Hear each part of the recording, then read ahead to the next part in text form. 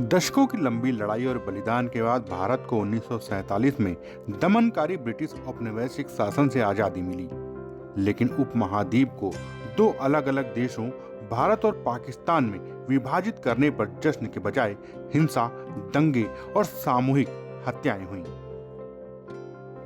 2 जून 1947 को भारत के अंतिम वायसराय लॉर्ड माउंटबेटन ने घोषणा की कि ब्रिटेन ने स्वीकार कर लिया है कि देश को विभाजित किया जाना चाहिए।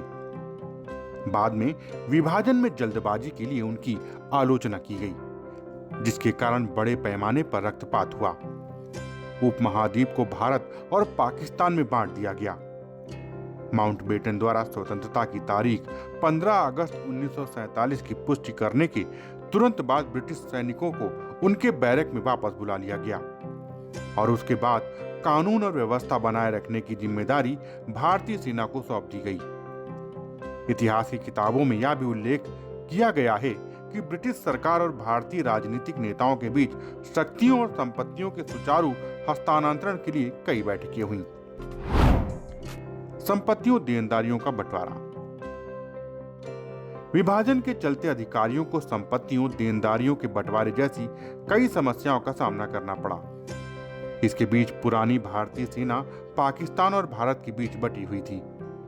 भारतीय सेना की आधिकारिक साइट के अनुसार देश भर में चल और अचल संपत्तियों के साथ सेना की सक्रिय ताकत को एक जटिल योजना के तहत साझा किया गया, जिसकी निगरानी सर्वोच्च मुख्यालय के रूप में ब्रिटिश उपस्थिति द्वारा की जाती थी। ऐसे हुआ सेना का बंटवारा। ब्रिटेन के राष्ट्रीय सेना संग्रहालय के अनुसार field marshal sir cloud Auchinleck ने इस बल के विभाजन की देखरेख की। लगभग 2,60,000 पुरुष मुख्य रूप से हिंदू और सिख भारत गए। 1,40,000 से अधिक पुरुष मुख्य रूप से मुस्लिम पाकिस्तान गए।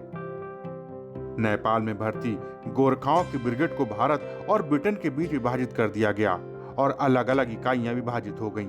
पाकिस्तान में 19वें लासंस ने भारत में स्नीकर हॉर्स से मुसलमानों के लिए अपने जाट और सिख सैनिकों का आदान प्रदान किया।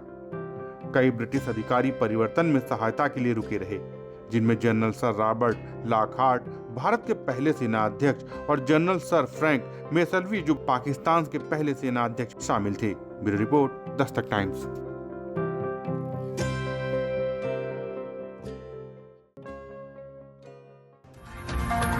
ताजा तरीन खबरों के लिए सब्सक्राइब करना ना भूलें दस्तक टाइम्स। बेल आइकन दबाकर पाएं देश विदेश की लेटेस्ट खबरों की नोटिफिकेशन।